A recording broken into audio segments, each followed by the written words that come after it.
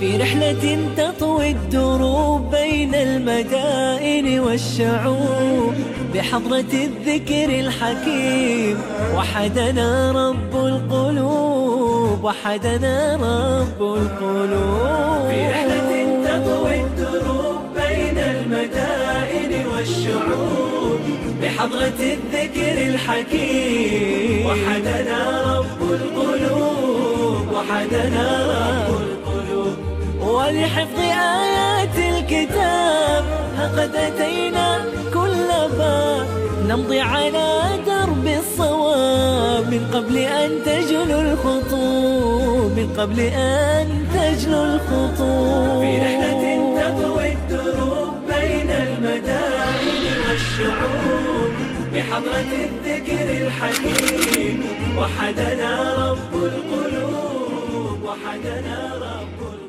Bayangkan bahwa Nabi Shallallahu Alaihi Wasallam suatu hari menemui Ubay bin Ka'ab, Abu Munzir. Rasulullah bersabda, "Wahai Abu Munzir, Rabbku menyuruhku untuk membacakan Al-Quran terhadapmu." Tentu saja, Ubay bin Ka'ab radhiyallahu an merasa keheranan. "Wahai Rasulullah, apakah Allah menyebutku di sisimu? Rabbul Alamin menyebutku di sisimu, menyebut namaku?" Nabi Shallallahu Alaihi Wasallam menjawab, "Ya wahai Ubay, iya." Maka setelah mendengar hal itu, Abu Munzir tidak bisa menguasai emosinya. Ia pun menangis karena mendengar kedudukan dirinya di sisi Allah Subhanahu wa Ta'ala. Bisakah kita seperti itu? Mari kita berusaha untuk menghafal dan menumbuhkan semangat, terus menambah dalam upaya menghafalkan Quran yang agung ini.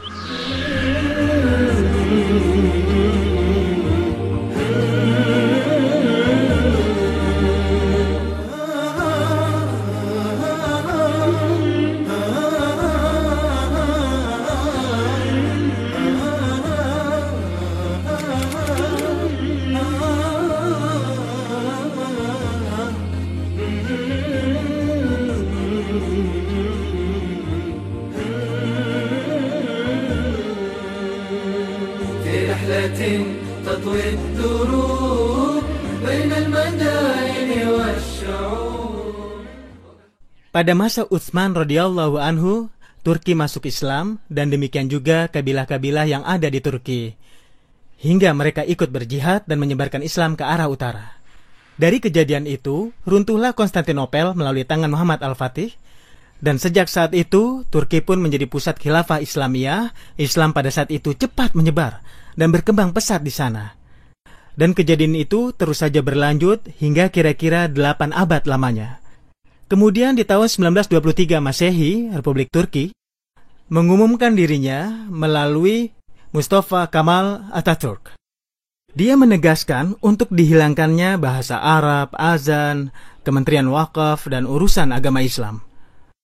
Mereka pun mencoba untuk menjauhkan Al-Quran dari dada manusia, namun Al-Quran tetap terjaga dalam dada para penghafalnya. Namun sekarang, Turki telah kembali, Masya Allah, dia menjadi simbol peradaban Islam yang terjaga. Oleh karena itu, saya datang ke tempat ini untuk menemui para penghafal Al-Quran. Saya katakan, Masya Allah, mereka memperhatikan Al-Quran, sangat menghormati Al-Quran, berusaha menjadikan anak mereka penghafal Al-Quran.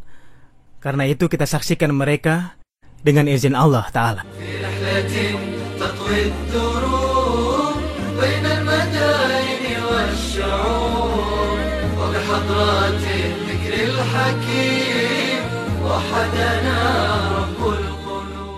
Para pemirsa, sekarang kita berada di Masjid Sultan Salim di Istanbul. Kami datang menyaksikan pemberian ijazah pada sebagian penghafal Al-Quran. Mereka mengadakan perayaan hafalan ini.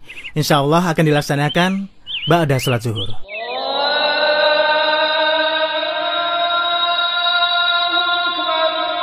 Mereka merayakan hafalan Al-Quran ini dan mereka menganggapnya seperti hari raya buat mereka. Qur'anuna nurun mubin lil'abidina madas sinin nurun ala nurin lana. Kami telah memilih sebagian siswa yang telah menghafal Al-Quran di luar kepala. Kami sengaja menguji kemampuan mereka dalam rekaman kamera. Saya uji ya. بسم الله الرحمن الرحيم يا أيها الناس اتقوا ربكم إن زلزلة الساعة شيء عظيم بسم الله الرحمن الرحيم يا أيها الناس اتقوا ربكم إن زلزلة الساعة شيء عظيم يوم ترونها تذهل كل مرضعة عما أرضعت وتضع كل ذات حمل حملها وترى الناس سكارى وما هم بسكارى ولكن عذاب الله شديد والذين لا يشهدون الزور وإذا مروا باللغو مروا كراما والذين لا يشهدون الزور وإذا مروا باللغو مروا كراما والذين إذا ذكروا بآيات ربهم لم يخروا عليها صما وعميانا والذين يقولون ربنا هب لنا من أزواجنا وذرياتنا قرة أعين وجعلنا للمتقين إماما أولئك يجزون الغرفة بما صبروا ويلقون فيها تحية وسلاما خالدين فيها حسنة مستقرا ومقاما قلنا يا عبد بكم ربي لولا دعاؤكم فقد كذبتم فسوف يكون لزاما. Semoga Allah memberimu keberkahan. Luar biasa. Indah sekali. Terima kasih. Saya tidak tahu apa yang terjadi pada saya. Saya tidak bisa menguasai emosi ketika saya menyaksikan caranya membaca Quran dan huruf-huruf itu sulit baginya. Tapi dia bisa mengeluarkan makhrij huruf dengan baik. Tidakkah kita dan anak-anak kita merasa bahwa kita semua sudah kurang memberikan perhatian pada Quran?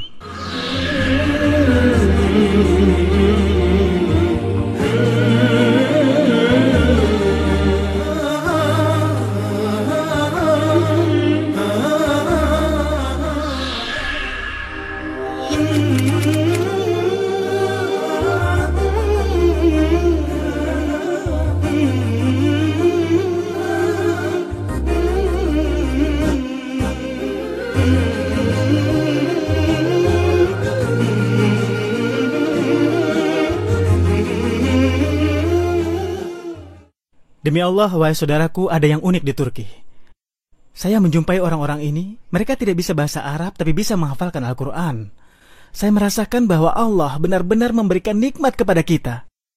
Penghafal Quran di Turki pasti lebih sulit karena tidak tahu bahasa Arab.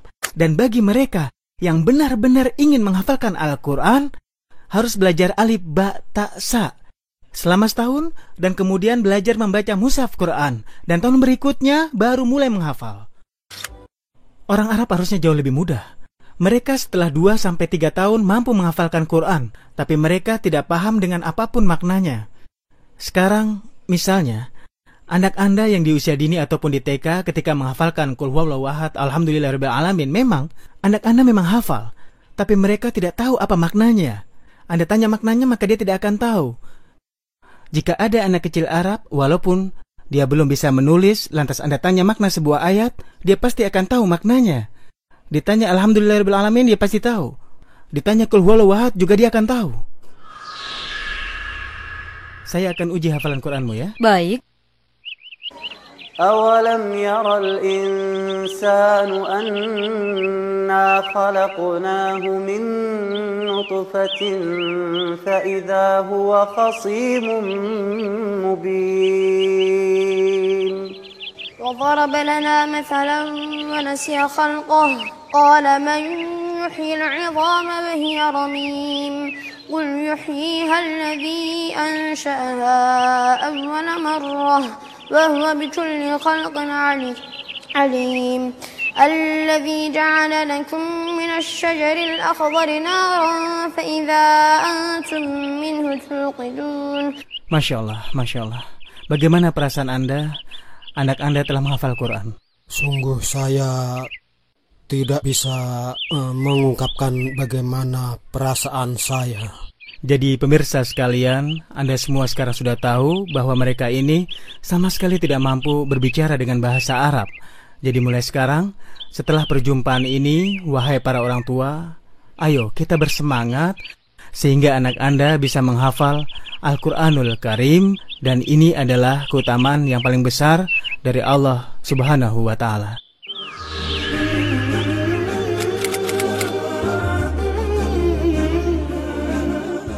Ini Madrasah Darul Funun Lil Ulum Syar'iyah Al-Islamiyah di daerah Al-Fatih. Kunjungan kami disambut dengan penuh kehangatan. Mereka menyediakan santapan makanan yang lezat dan kami saling bertukar pendapat, lantas mendengarkan tilawah Al-Quran yang sangat indah.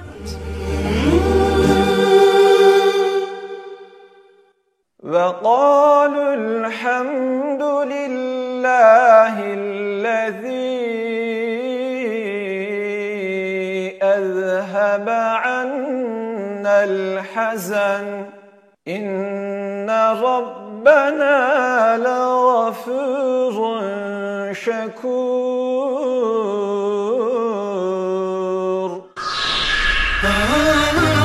Kami sempat bertemu dengan salah seorang pengajar di madrasah ini. Kami sangat terkesan dengan kisah dan semangatnya dalam menghafalkan Al-Quran, meskipun keadaannya sangat sulit. Dia adalah Al-Hafidz Muhammad Ali, Syekh Muhammad Ali. Sungguh menyenangkan Anda bisa menghafal Quran. Namun kisah Anda menghafal Quran ini sangat berbeda.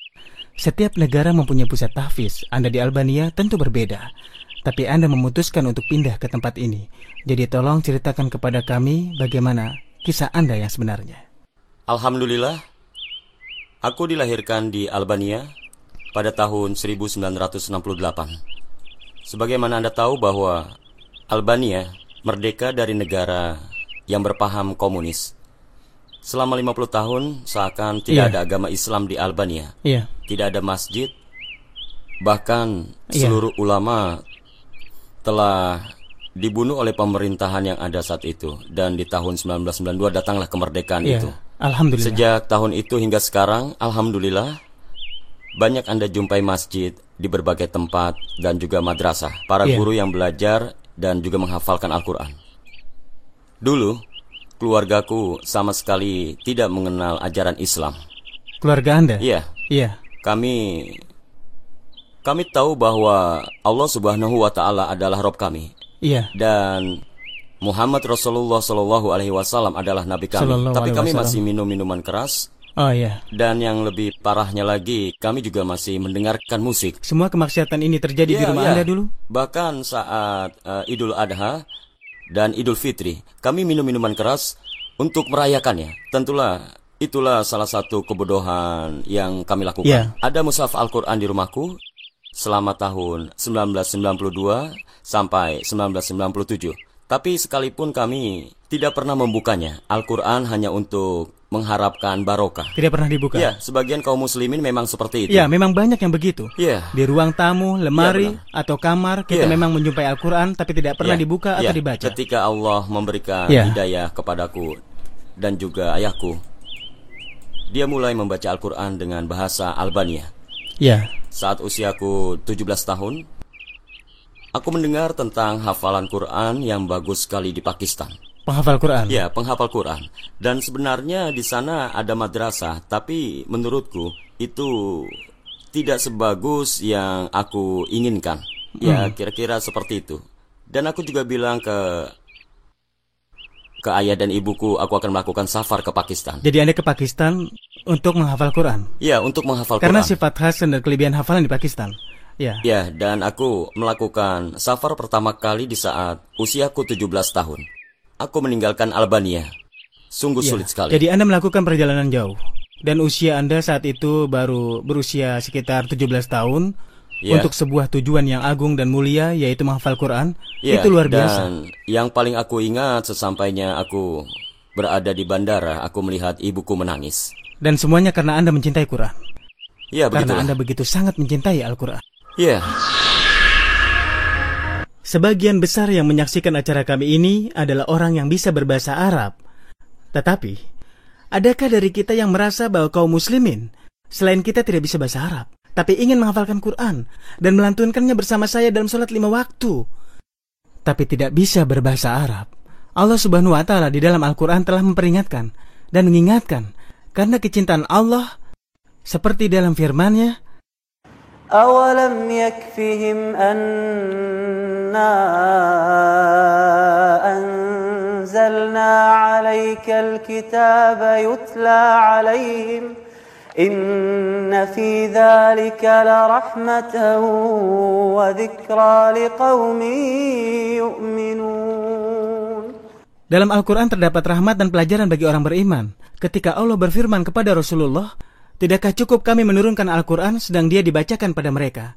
Demi Allah, wahai saudaraku, bahasa Arab yang Allah telah karuniakan kepada kita ini bisa menjadi hujah memberatkan dan bukan meringankan. Anda bisa dengan mudah menghafal Quran dan tidak ada kepayahan, sedangkan mereka kesulitan. Ingat apa yang dikatakan Allah kepada Rasulullah SAW. فإنما يسرناه بلسانك لتبشر به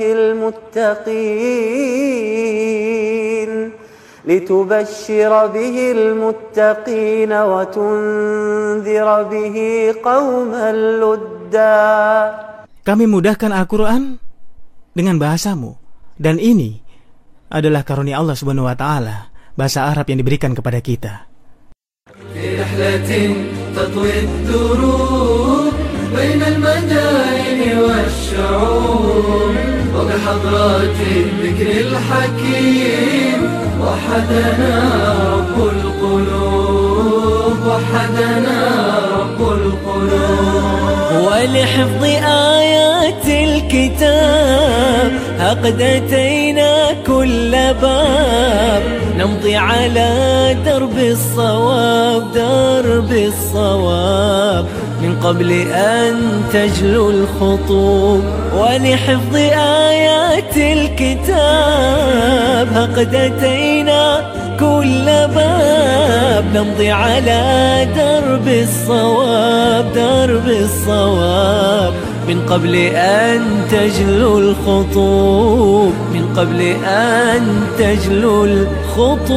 في رحلة تطوي الدروب بين المدائن والشعوب وبحضرات الذكر الحكيم وحدنا رب القلوب